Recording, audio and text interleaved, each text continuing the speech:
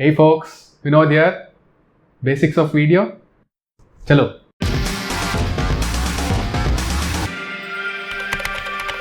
If you haven't already subscribed to our channel on YouTube and follow us on Instagram and Facebook, please do so. It'll help us a lot. Alright, so the thing you need to keep in mind is the video aspect ratio, or the height and the width is 16:9, and that is because all our viewing devices like your mobiles, laptops, TVs or computer monitors are all in that particular aspect ratio.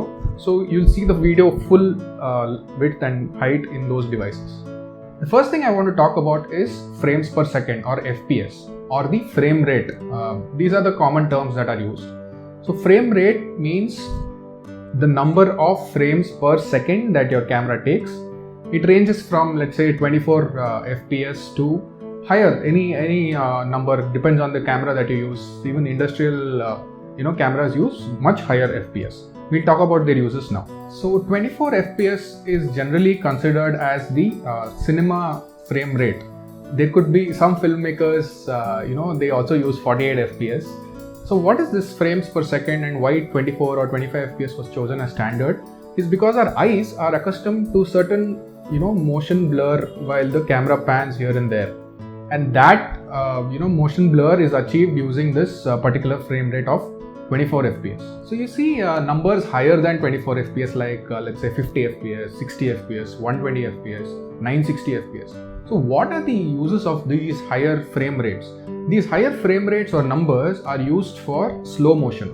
So the higher the number of frame rate, let's say 960 FPS, when slowed down will give you, in that cinematic timeline of 24 FPS, will give you a very buttery smooth kind of slow motion where you can see the action slowed down to that particular frame rate, and that will give you a very nice cinematic feel to that particular frame.